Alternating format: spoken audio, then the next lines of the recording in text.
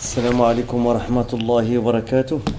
بسم الله الرحمن الرحيم. الحمد لله رب العالمين، والصلاة والسلام على أشرف الأنبياء والمرسلين نبينا محمد وعلى آله وصحبه أجمعين. أما بعد، فنرحب بكم مرة أخرى لمدارسة رسالة علمية للشيخ ربيع حفظه الله تعالى تحت عنوان مذاكرة الحديث النبوي في العقيدة والاتباع.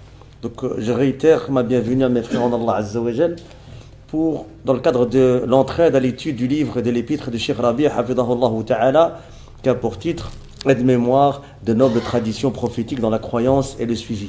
Et c'est le dernier cours aujourd'hui, bi'idhnillah ta'ala, hadi akhiru jalsatin, haythu qad intahayna, sanantahi inshallah al-yawm.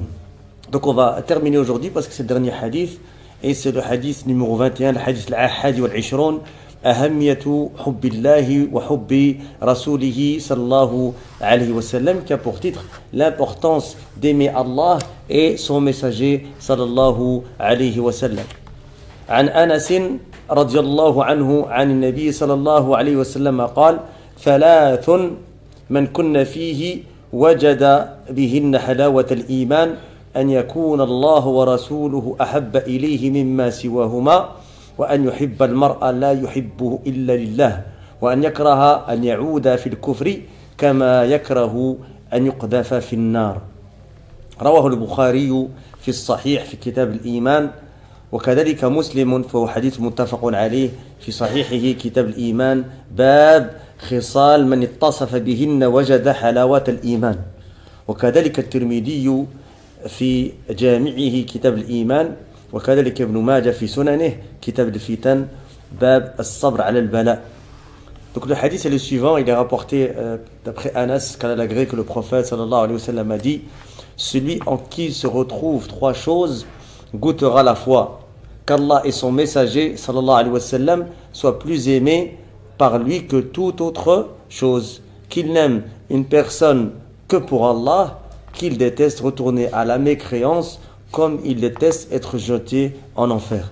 Le hadith il est rapporté par Al-Bukhari dans son authentique livre de la foi, chapitre de la saveur de la foi, hadith numéro 16, et aussi dans l'authentique de Muslim, dans le livre de la foi également, Kitab al-Iman, chapitre de caractéristiques dont celui qui en est doté goûtera la foi, et c'est le hadith numéro 67. Et quand un hadith il est dans le Bukhari ou Muslim, on dit qu'il est muttafaqun alayh, parmi les hadiths qui sont les plus authentiques. Et Tirmidhi dans son Jami' et Ibn Majah dans As-Sunan.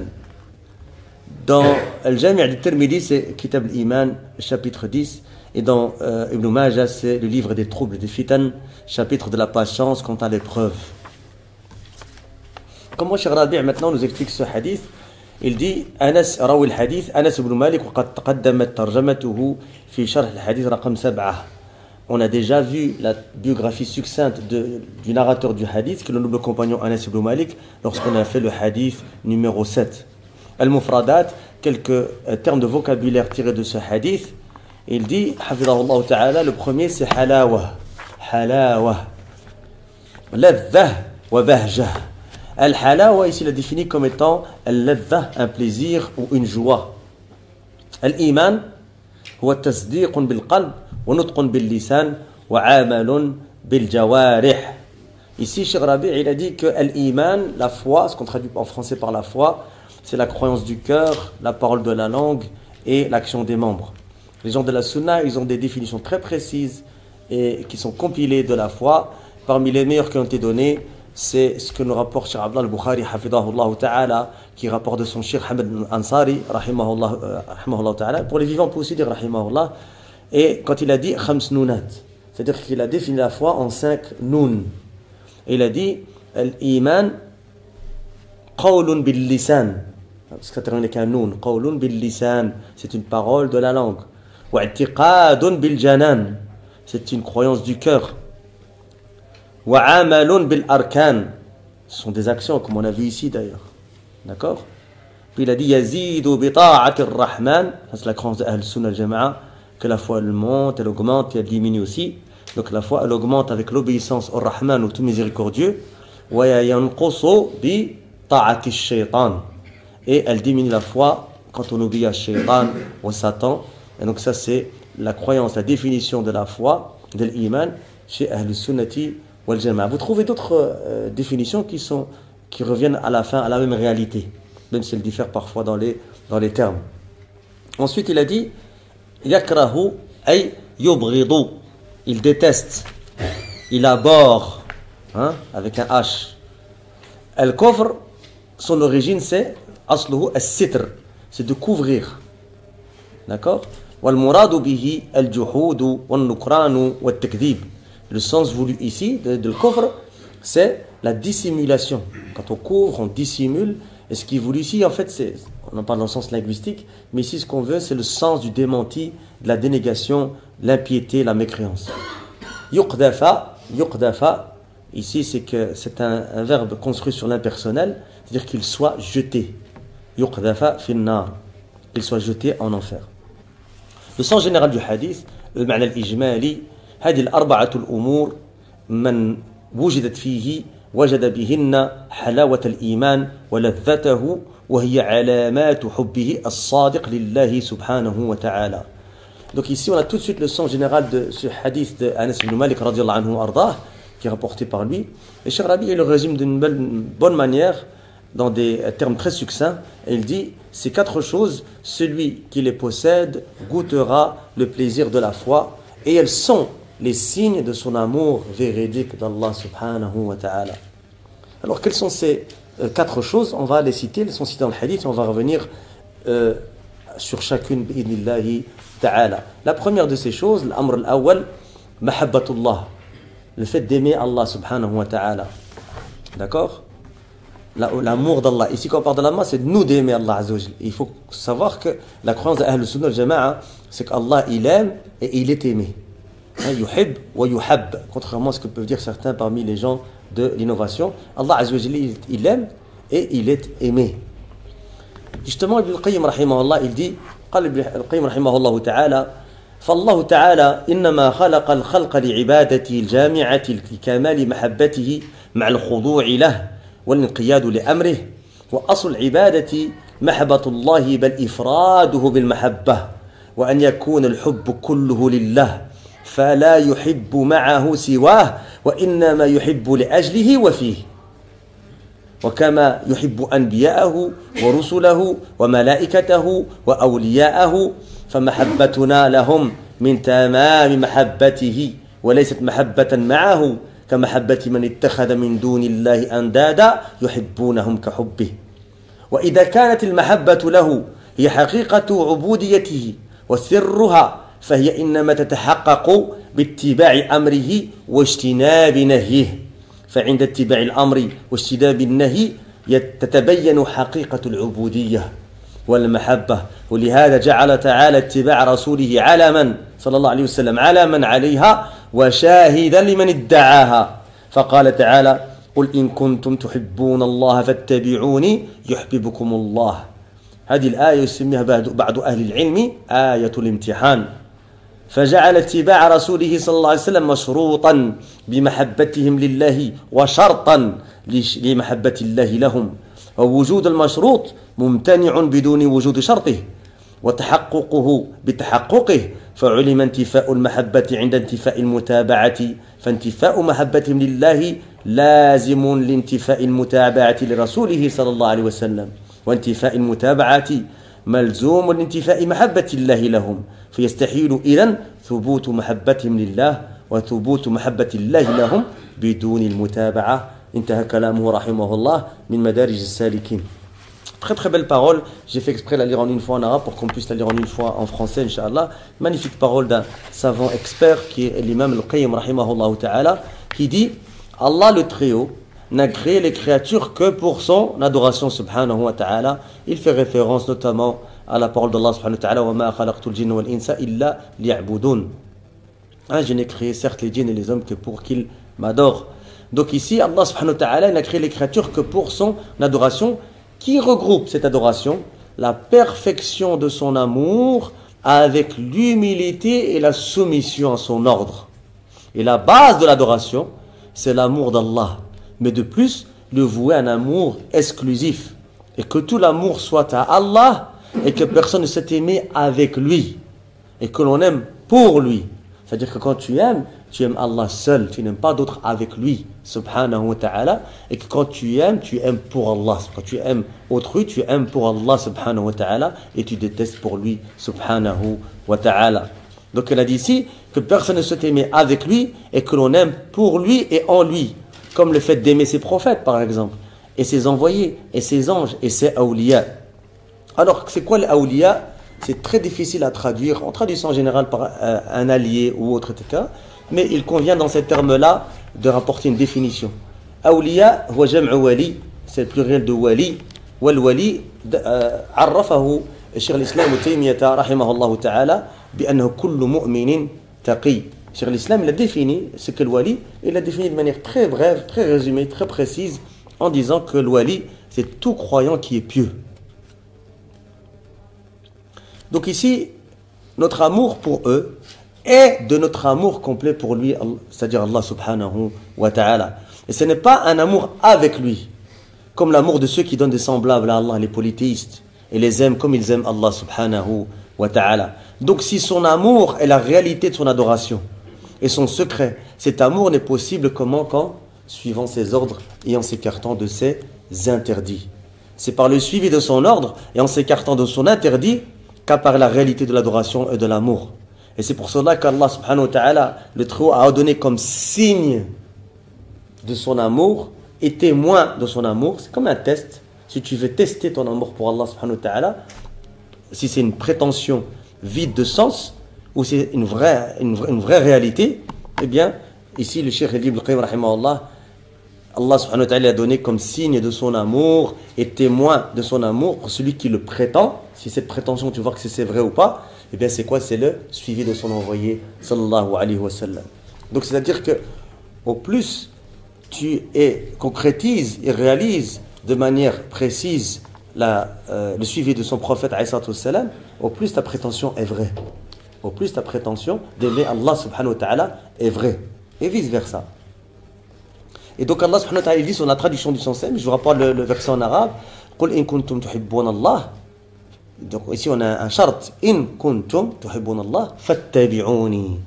Alors suivez-moi. يُحْبِبْكُمُ اللَّهِ يَغْفِرْ لَكُمْ ذُنُوبَكُمْ وَاللَّهُ غَفُورٌ رَحِيمٌ. Donc si vous aimez vraiment Allah, suivez-moi. Allah vous aimera alors et vous pardonnera vos péchés. Allah est pardonneur et miséricordieux. C'est surat Ali Imran, verset 31. Dans ce verset, écoutez bien cette parole parce qu'elle est un peu technique, mais elle est très précise, elle est magnifique. Et on termine par ça, en tout cas ce premier point. Dans ce verset, la condition qui prouve l'amour d'Allah, le fait que tu aimes Allah, c'est quoi? C'est le suivi du messager d'Allah sallallahu alayhi wa sallam. Et le suivi du messager d'Allah sallallahu alayhi wa sallam, justement, est la condition pour être aimé par Allah. Je répète cette phrase. Dans ce verset, la condition qui prouve ton amour pour Allah subhanahu wa ta'ala, c'est le suivi du messager d'Allah sallallahu alayhi wa sallam. C'est-à-dire ton suivi du messager d'Allah sallallahu alayhi wa sallam. Et le suivi du messager d'Allah sallallahu alayhi wa sallam est la condition pour être aimé par Allah. L'existence de ce qui est conditionné ne peut être possible que par l'existence de quoi? De sa condition. C'est-à-dire que si la condition n'est pas présente, alors ce qui est conditionné n'est pas là non plus. C'est-à-dire que si tu ne suis pas le prophète sallallahu alayhi wa sallam, eh bien on ne peut pas dire que tu aimes Allah parce que ta prétention elle est vide de sens. Et si le verset est clair à ce sens-là, si la condition n'est pas là, eh bien ce pourquoi la condition est mise n'est pas là non plus. Donc on dit ici, c'est-à-dire que si la condition n'est pas présente, alors ce qui est conditionné n'est pas là non plus, car ce n'est pas possible. Pas d'amour s'il n'y a pas de suivi. L'affirmation de leur amour pour Allah et de l'amour d'Allah par eux est impossible sans suivi du messager d'Allah sallallahu alayhi wa sallam. Intaha kalamuhu, fin de citation de Ibn Qayyim rahimahullah dans Madarij al-Salikin, volume 1, page 99. Et avec ça, tu as déjà une réfutation de Sophia et d'autres groupes qui prétendent, eux, être les vrais qui aiment Allah subhanahu wa ta'ala. La prétention, elle est testée avec ce verset du suivi. Ceux qui aiment vraiment Allah, ce sont ceux qui suivent le prophète sallallahu alayhi wa sallam.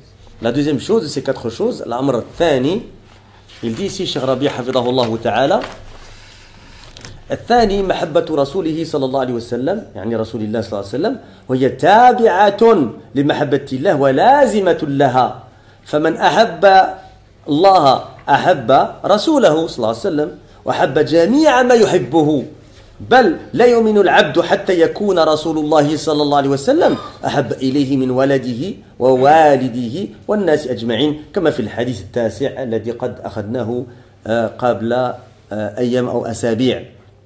ومن علامة محبة رسول الله صلى الله عليه وسلم حب ما جاء به من الوحي كتابا وسنة والإيمان بكل ما ورد فيهما من أخبار واتباع ما ورد فيهما من أوامر واجتناب ما فيهما من نواه وزواجر والدعوة إلى الإيمان بكل ذلك وتقديم طاعة الرسول صلى الله عليه وسلم على طاعة كل أحد من الخلق. فمن توفرت فيه هذه الأمور فهو محب لله حقا وإلا تكون دعواه لمحبة الله دعوة ليس لها برهان ولا سند. Donc quelle est cette deuxième affaire de tirer de ce hadith, de ce magnifique hadith? Eh bien c'est que l'amour du messager d'Allah sallallahu alayhi wa sallam, c'est-à-dire le fait que tu aimes le messager d'Allah sallallahu alayhi wa sallam, il découle du fait que tu aimes Allah subhanahu wa ta'ala. Il découle de ton amour pour Allah subhanahu wa ta'ala. Celui qui aime Allah aime son messager sallallahu alayhi wa sallam et aime tout ce qu'il aime. Mais de plus, le serviteur ne sera croyant que lorsque le messager d'Allah sallallahu alayhi wa sallam, c'est-à-dire croyant complet, que lorsque le messager d'Allah sallallahu alayhi wa sallam sera aimé par lui plus que son propre fils et son propre père et tous les autres gens, comme on l'a vu dans le hadith numéro 9 de cette série qu'on a vu précédemment. Parmi les signes de l'amour du messager d'Allah sallallahu alayhi wa sallam, l'amour de ceux avec lesquels il est venu en termes de révélation, le Coran et la Sunna. Et la croyance en tout ce qui a été rapporté, c'est-à-dire que tu crois en tout ce qui a été rapporté comme information et le suivi de tout ce qui s'y trouve comme ordre et s'écarter de ce qui s'y trouve comme interdit et appeler à croire à tout cela et faire précéder l'obéissance au messager d'Allah sallallahu alayhi wa sallam à l'obéissance à n'importe qui d'autre parmi les créatures. Troisièmement, l'amr al-thalith أن يحب المرء لا يحبه إلا لله لا لغرض ولا لمصلحة دنيوية ولا من أجل جاهه ومناصبه وإنما يحبه لله لأنه أخوه في الإسلام يؤمن بمبادئ الإسلام ويلتزمها ويحترمها فإذا وجد هذا الحب الشريف النزيه فذلك دليل صدق إيمانه وسوف يجد بذلك حلاوة الإيمان. Troisième point aussi important, c'est que quand on aime une personne, eh bien ce qu'on ne l'aime que pour Allah subhanahu wa ta'ala, ni pour un intérêt parmi les intérêts mondains de ce bas monde, ni pour un objet quelconque, ni pour son rang ou sa fonction ou autre, mais qu'il ne l'aime que pour Allah, car il est son frère en islam, qui croit aux principes de l'islam et les respecte et les met en pratique. Et ça, c'est quelque chose qu'on trouve chez les gens de la sunna. C'est pour ça qu'on voit, subhanallah, que tu peux trouver des frères qui n'ont rien à voir à la base, les uns avec les autres, qui sont d'origines différentes, d'ethnicités différentes, de continents différents, de couleurs différentes. Tu peux trouver un Congolais avec un Marocain, un Tunisien avec un Chinois, un Russe avec un Saoudien, etc. Mais subhanallah, ce sont des frères en Allah subhanahu wa ta'ala. Ils sont inséparables, ils sont comme ça. Pourquoi? Parce que s'ils les regroupent, c'est ni l'ethnicité, ni la couleur, ni l'argent, ni le tijara, etc. C'est l'aqida de sunna, la sunniya, salafiyya, al-quha al-mahda, al-naqiyya. C'est la méthodologie, la croyance pure de la salafiyya, de la sunna, qui les regroupe. Et, alhamdulillah, c'est ça qui fait qu'ils sont si proches l'un de l'autre et qu'ils s'aiment tant. Alors qu'à la base, rien ne les lie, rien ne les met ensemble, rien ne les relie l'un à l'autre. Donc ici, on termine ce point-là et on dit que s'il trouve en lui, si l'individu trouve en lui ce type d'amour noble, pur, ceci est une preuve de la véracité de sa foi et il arrivera par cela à goûter la foi. Dernier point, l'amr al-akhir, al-rabi', al-karahiyatu al-shadidatu lil-kufri billah. فيكرهه كأشد ما تكون الكراهية ويبغضه أشد ما يكون البغض حتى أنه لا يكره أن يعود إليه كما يكره أن يقذف في النار.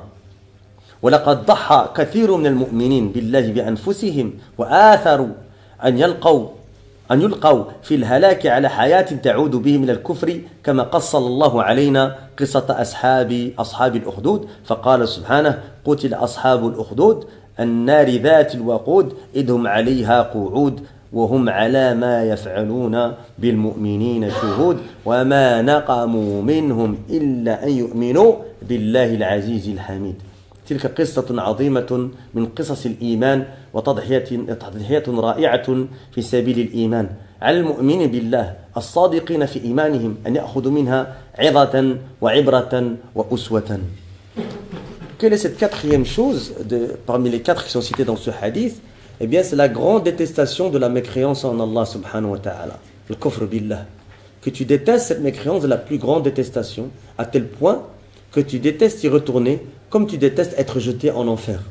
Et beaucoup de croyants en Allah ont sacrifié leur vie et ils ont préféré être jetés dans la destruction plutôt que de rester en vie dans une vie qui les ramènerait vers la mécréance.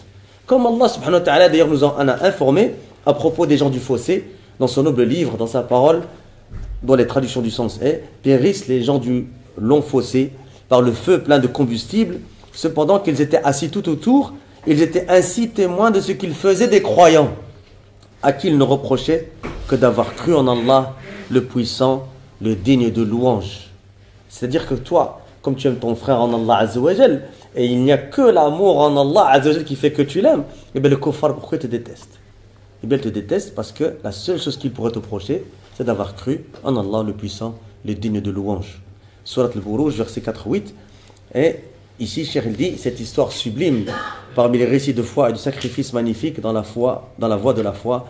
Donc moi, je vous recommande, mes frères en Allah subhanahu wa ta'ala, d'aller voir les livres de tafsir par rapport à ces versets-là et d'en tirer des exemples. Et justement, à ce sujet-là, Cheikh Rabi, il dit, il incombe aux croyants en Allah véridique d'en tirer des leçons et de les prendre comme exemple. Pour terminer, quels sont les enseignements tirés de ce hadith?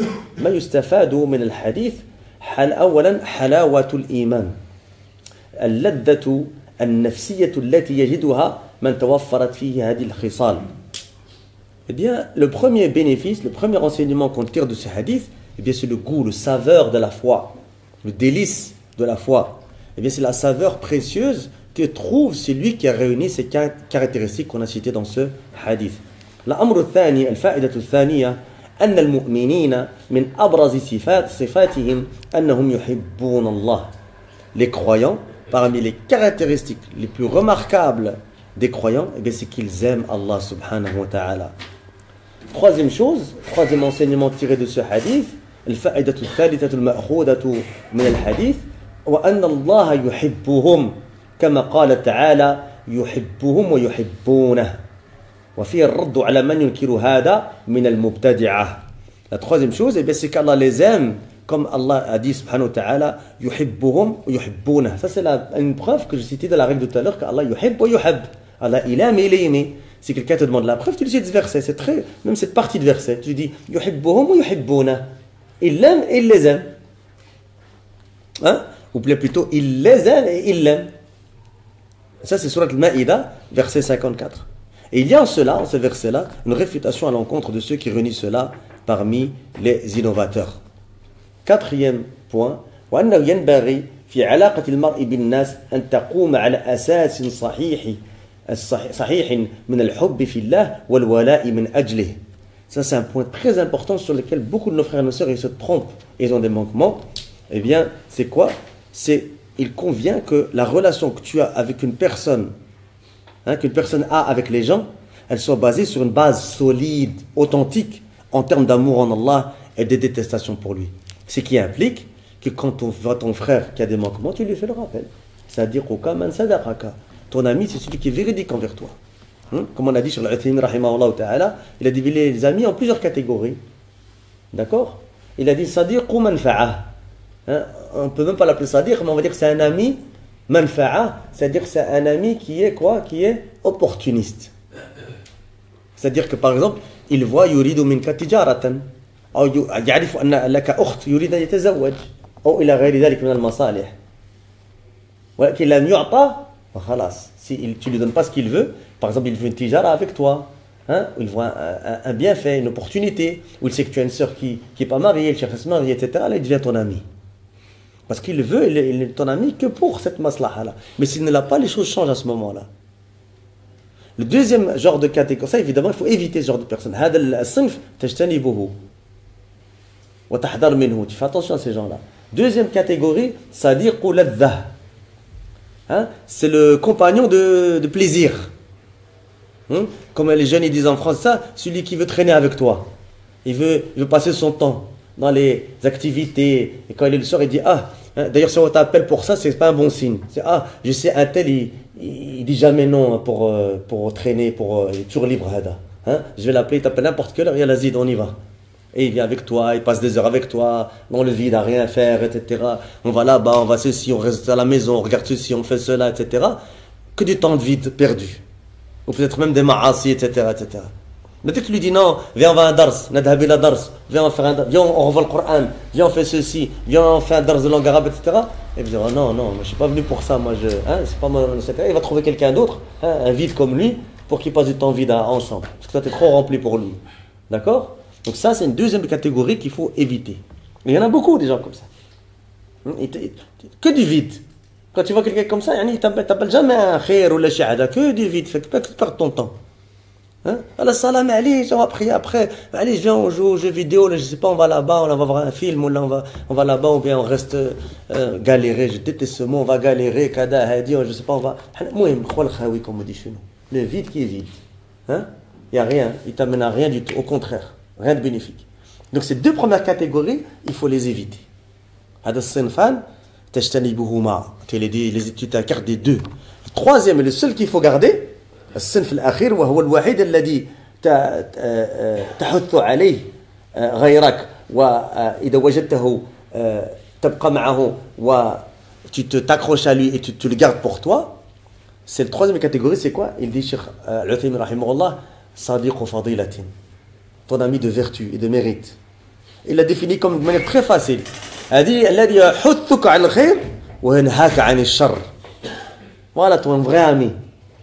Sadiq fadilatin.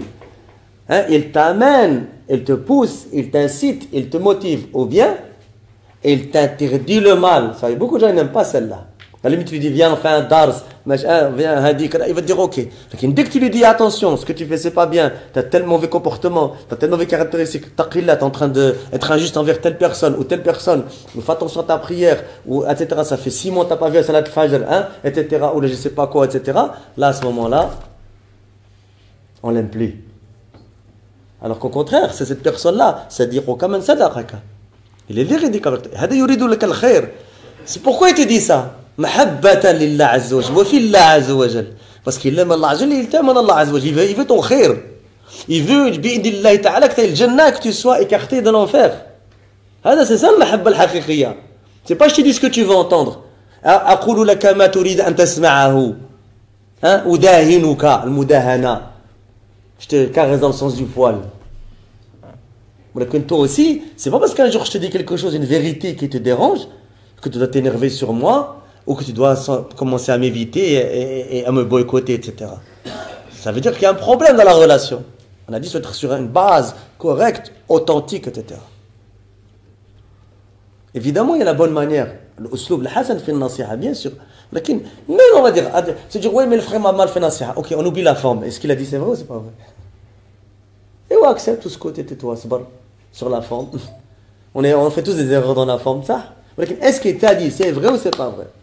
Est-ce que c'est correct ou c'est pas correct? Et toi, leur fais-le aussi nasiha sur la forme. La prochaine fois, ne le dis pas comme ça. Mais zak la khairan que t'as dit kada wa kada wa kada. On essaie de se raccrocher à des choses qui sont pas correctes. Non, au contraire, si ton frère te dit taqillah fi kada, fais attention à ceci, fais attention à cela, tu as un manquement dans ceci, tu as un manquement de cela, viens on fait ceci, viens on fait cela, et il te pousse à le khair. Tu ne le connais que en train de te pousser à le khair, et qu'en plus il t'interdit le mal, tu dois t'accrocher, comme tu t'accroches à un diamant. C'est rare, c'est très rare. Subhanallah, beaucoup de gens sont des deux autres catégories, et subhanallah, c'est comme si neuf sallam préfère ce genre de personnes-là. Même si ce n'est pas nécessairement bon pour toi. D'accord? Donc, barakallahu fikum. Il reste encore un point. Al-fa'idatul khamisatu. Il dit, Cheikh Rabi hafidahullah ta'ala, وأن من فوائد هذا التجرد والنزاهة أن يذوق حلاوة الإيمان. Les bénéfices de cette impartialité et de cette intégrité, c'est qu'il goûte la saveur de la foi. Ça, c'est quelque chose qui n'a pas de prix en soi. Et avec cela, on a fini. Walhamdulillah, alladhi bi ni'mati tatimmu s-salihat. Nous remercions Allah Azza wa Jal et nous le louons de nous avoir facilité les bonnes choses. Pourquoi? Parce que nous avons pu terminer ce livre. قد انتهينا من هذه الرسالة المفيدة فجزاه الله Cheikhana Rabi'an Khair al-Jaza, qu'elle récompense notre Cheikh Rabi' de la meilleure des manières, et le récompense et le guérisse d'une guérison complète. Wa shafahu Allahu shifa'an la yughadiru saqama. Et Inch'Allah, normalement jeudi, la base, l'asl, c'est qu'il y a cours sauf il y a une annulation. D'accord? Donc, pas demander à chaque fois s'il y a cours ou il n'y a pas cours. Il y a cours sauf il y a annulation. C'est vrai que parfois je ne peux pas annuler ou dire à l'avance, mais la base c'est qu'il y a cours. Inch'Allah, la semaine prochaine, on commence une risala sur le comportement avec un sharh de Cheikh Arafat bi'inillahi ta'ala wa jazakumullahu khairan wallahu a'lam wa subhanaka wa bihamdika ashhadu an la ilaha illa ant astaghfiruka wa atubu ilayk. Donc hani'an pour les frères qui